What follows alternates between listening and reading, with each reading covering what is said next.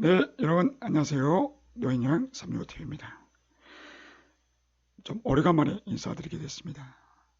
제가 본업이 따로 있다 보니까 연말에 좀 일이 좀 많았습니다. 그래서 어떻게든 일주일에 최소한 하나 이상은 영상 이제 올리려고 그렇게 마음을 먹고 있었습니다만 쉽지가 않더라고요. 아무튼 저 앞으로 분발할 수 있도록 하겠습니다. 자, 오늘 다룰 내용은 병원 동행입니다. 병원 동행. 어르신들은 몸이 많이 아픕니다. 특히 이제 장기 요양기한 대상 어르신들은 더더욱더 몸이 불편하시니까 병원에 가셔야 됩니다. 노인장기 요양기한은 치료기한이 아니죠. 그러나 당연히 몸이 아프면 병원에 모시고 가야 됩니다. 일반 가정에서도 어떻습니까? 보호자분들이 어르신들 모시고 병원에 자주 왔다 갔다 하지 않습니까? 그런데 이제 이 업무가 장기 요양기관 입장에서는 상당히 좀 난해하고 만만치가 않습니다. 가장 어려운 점이 뭐냐? 병원에 모시고 가면 너무 시간을 많이 뺏겨요. 한번 갈 때마다. 그리고 조금 이따 말씀드리겠습니다만 병원에 모시고 갈 때 차를 이용한다. 그러면 운전자가 한 명 있고 또 옆에서 뒷좌석에서 어르신을 이제 보호할 수 있는 또 한 명의 종사자가 필요한 것이죠. 그러니까 2인 1조가 되어야 되기 때문에 너무 업무 공백이 커지는 것입니다. 그러나 어르신들이 병원에 갈 일이 얼마나 많겠습니까? 그렇죠? 방문 요양, 죄가간보, 노인 요양시설 할 거 없이 병원에 자주 갑니다.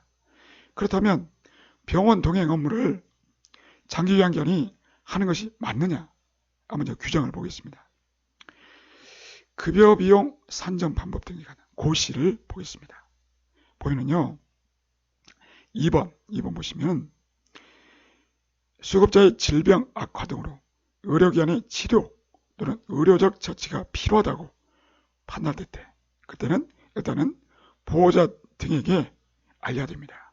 일단 알리고 필요한 조치를 해야 한다. 그렇습니다.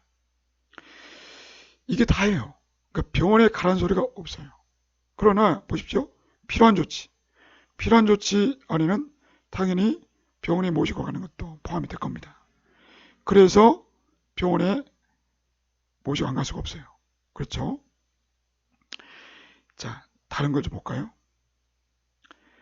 또 하나가 뭐 있냐면 장기 요양급여 제공 기록자 있습니다. 매일매일 쓰는 것이죠. 이 양식에 따르면 보십시오. 내용이 많이 있습니다만 가사 및 일상생활 지원 이 파트에 보면 외출 시 동행 이렇게 나왔습니다. 자, 이 양식은 이제 방문 요양입니다.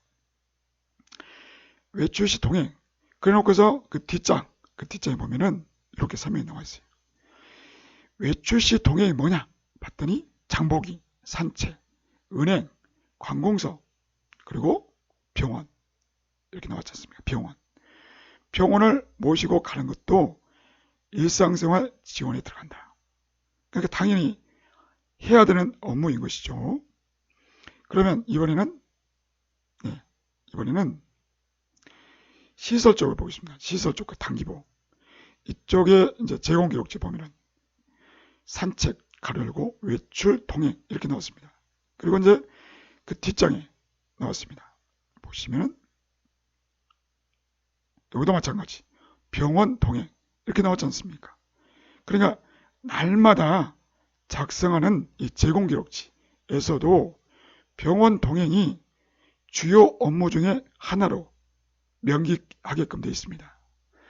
그러니까 당연히 병원 동행 업무가 요양보호사 또는 종사자들의 업무다라는 것을 알 수가 있습니다. 그렇다면 병원은 누가 모시고 가야 되느냐? 앞서 살펴본 바에 따르면 당연히 직원이 모시고 가는 것이 맞는 것 같아요. 과연 그럴까요?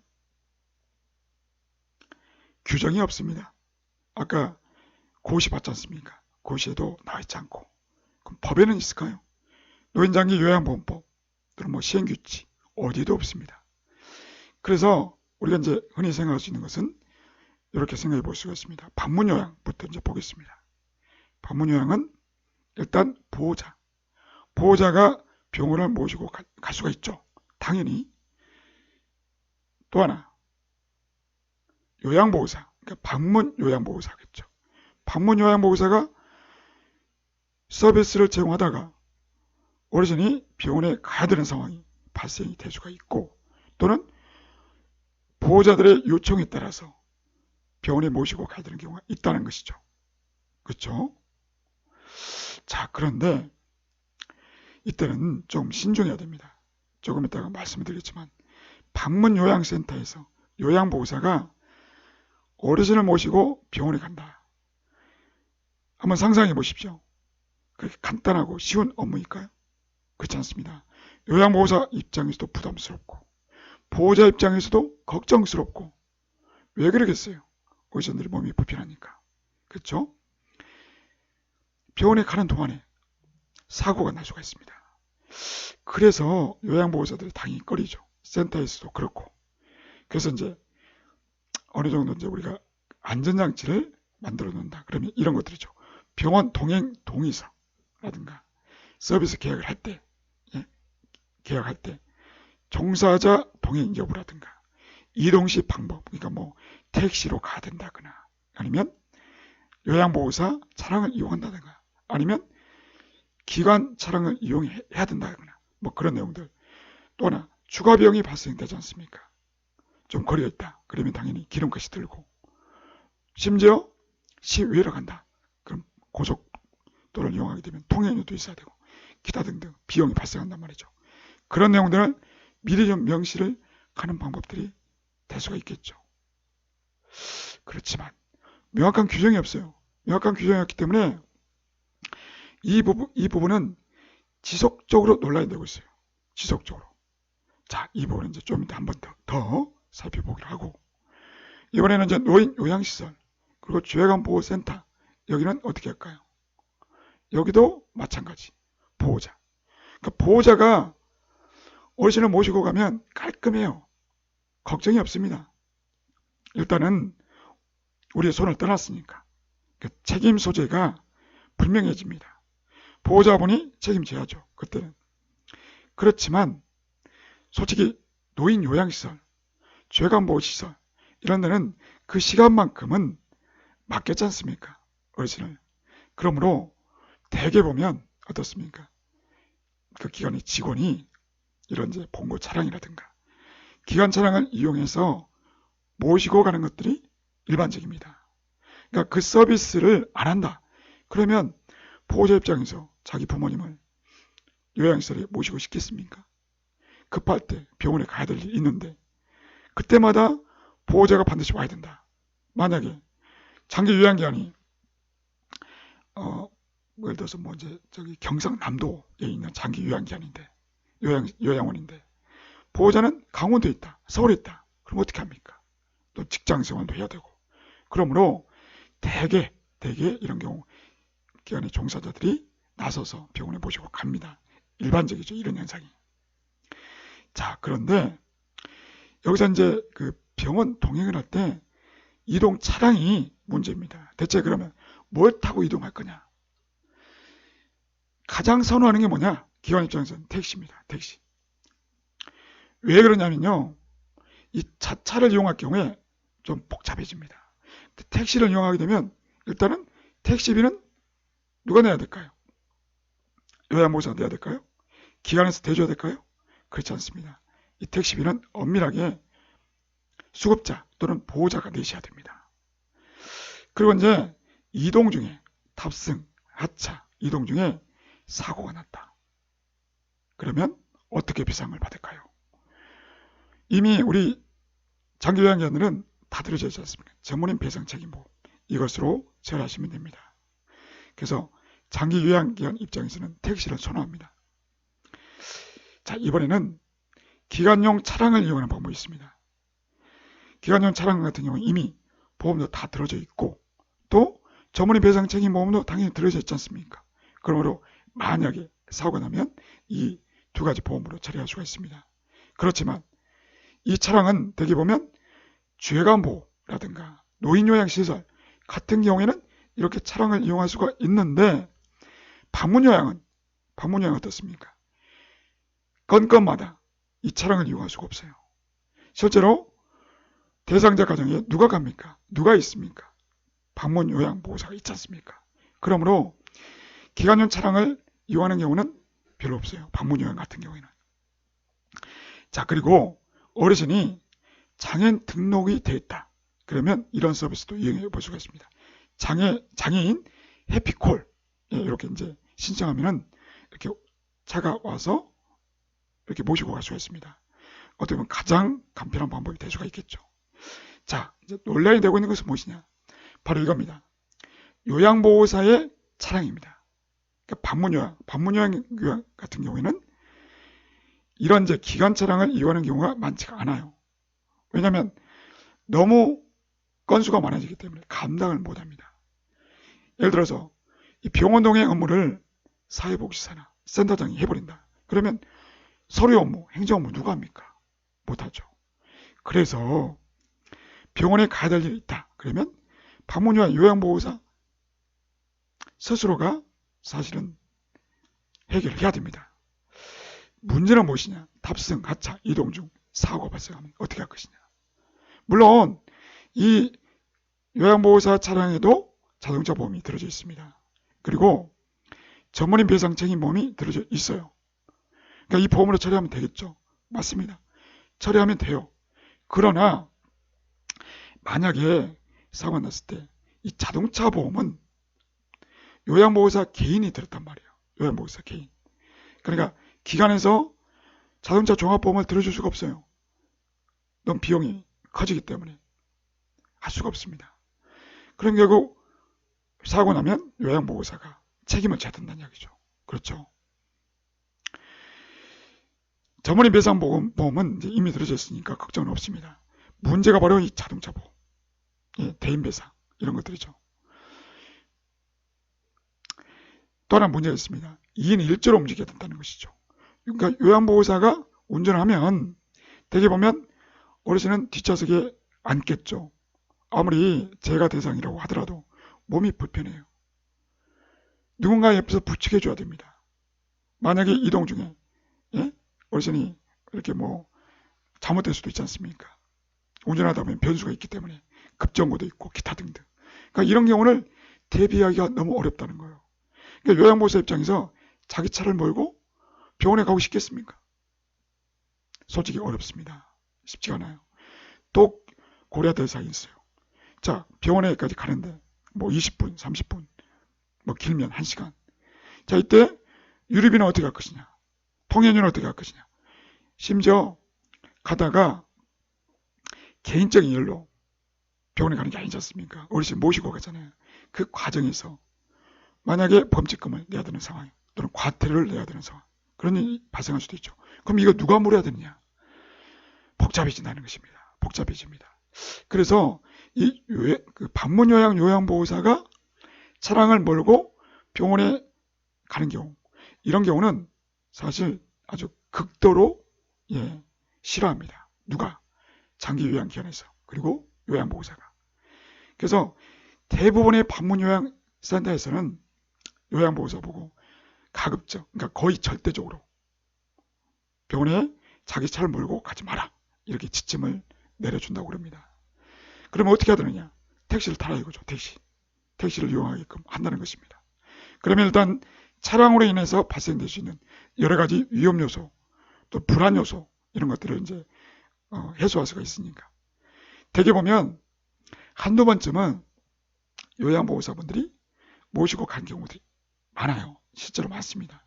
근데 이제 가다가 보면 건강한 사람이라면 그게 문제가 안 되는데 몸이 불편한 노인들을 모시고 가다 보니까 꼭 한두 번 문제가 생기는 거예요. 그 다음부터는 이제 일체 절대적으로 당신 차를 이용해서 가지 마라 이렇게 이제 지침을 내린다고 합니다. 그러니까 방문요양센터 입장에서는 그래서 이제 좀 상황상 모시고 안 가기도 어렵고 뭐 그런 경우도 분명히 있어요. 있지만 결과적으로는 어떻게 되느냐? 결과적으로는 절대적으로 요양보호사 차량을 이용하지 마라 그렇게 지침을 내릴 수밖에 없을 것이다. 저는 이제 예상이 듭니다. 특히나 이제 이런 경우는 더 심각합니다. 뭐냐면 이 차량 요양보호사의 차량은 종합보험을 들 때 아마도 출퇴근용으로 자동차 종합보험을 들 가능성이 높아요. 그렇게 되면 출퇴근 당시에 사고 난 게 아니잖아요. 그러므로 보험 혜택을 받지 못할 수도 있습니다. 대인 배상을 못 받을 수 있다는 이야기죠. 그러므로 더더욱더 요양보호사 개인 차량을 이용할 수가 없다.